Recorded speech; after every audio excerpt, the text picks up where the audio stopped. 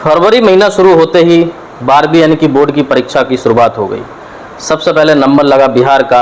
2 फरवरी को बिहार में शुरू हुए बोर्ड एग्ज़ाम में लगभग सैकड़ों लोगों की आधी ज़िंदगी वहीं पर ख़त्म हो गई, क्योंकि 1 मिनट, आधा मिनट या कुछ लोग समय पर पहुंचने के बावजूद भी एग्ज़ाम रूम में एग्ज़ाम देने के लिए नहीं बैठ पाए। नमस्कार मित्रों, आप देख रहे हैं सालासन न्यूज़ और मैं हूं विनय प्रजापति। बच्चे यानी कि देश का भविष्य, और वो माता पिता जो चौबीसों घंटे मेहनत कर कोई खेती किसानी करता है तो कोई कंपनियों में 12 घंटे की नौकरी कर अपने बच्चों का भविष्य बनाने की कोशिश करता है। आज के समय में जिस तरीके से देश का माहौल चल पड़ा है, आप देख ही रहे होंगे कि अच्छे खासे पढ़े लिखे लोग भी नौकरी के लिए दर दर भटकते रहते हैं। बिहार का वो चौंकाने वाला आंकड़ा सामने आया जब 2 फरवरी को पहला एग्ज़ाम शुरू हुआ और बच्चे बच्चियां जब स्कूल या तो समय पर पहुंचे या फिर 1-2 मिनट लेट पहुंचे, लेकिन उससे पहले ही जो गेट है कॉलेजों के वो बंद हो चुके थे और उनको अंदर जाने नहीं दिया गया। मायूस बच्चे रोते बिलखते रहे, न्याय के लिए गुहार लगाते रहे, पुलिस प्रशासन के आगे हाथ जोड़ते रहे, स्टाफ के आगे हाथ जोड़ते रहे, लेकिन किसी ने नहीं सुनी। कुछ बच्चियों ने दीवार फांद कर अंदर जाने की कोशिश की, लेकिन पुलिसकर्मियों ने उनको अंदर नहीं जाने दिया।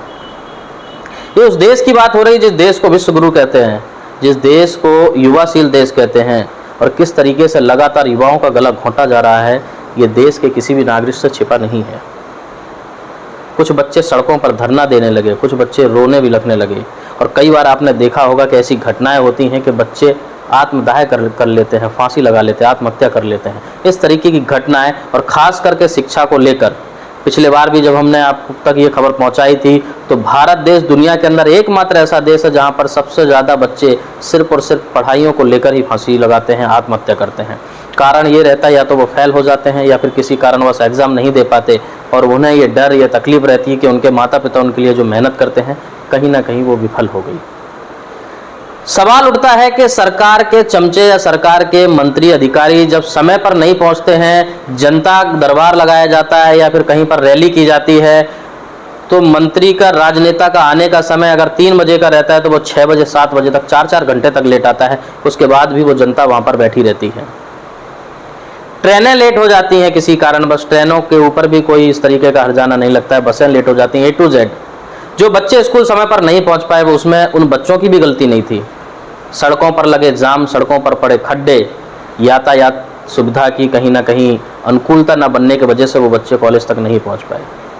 अब सवाल ये उठता है कि जो देश का भविष्य है और जिस शिक्षा के ऊपर सरकार को कहीं ना कहीं सख्ती नहीं बरतनी चाहिए, उस शिक्षा को लेकर लगातार सख्ती बरती जा रही है, और जिन चीज़ों में ढील नहीं होनी चाहिए, सख्ती होनी चाहिए, वहाँ पर किसी भी तरीके की कोई भी गंभीर चीज़ें दिखाई नहीं देती।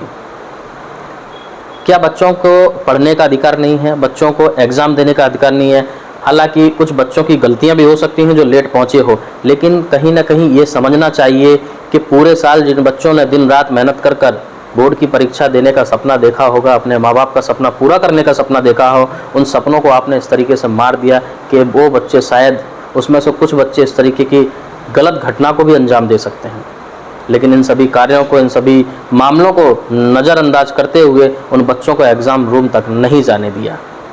जनता की इस पर क्या राय है? देश का भविष्य, देश के युवा इस बारे में क्या सोचते हैं? हमें कमेंट बॉक्स में कमेंट करके राय अवश्य दें। कितने मिनट का हुआ?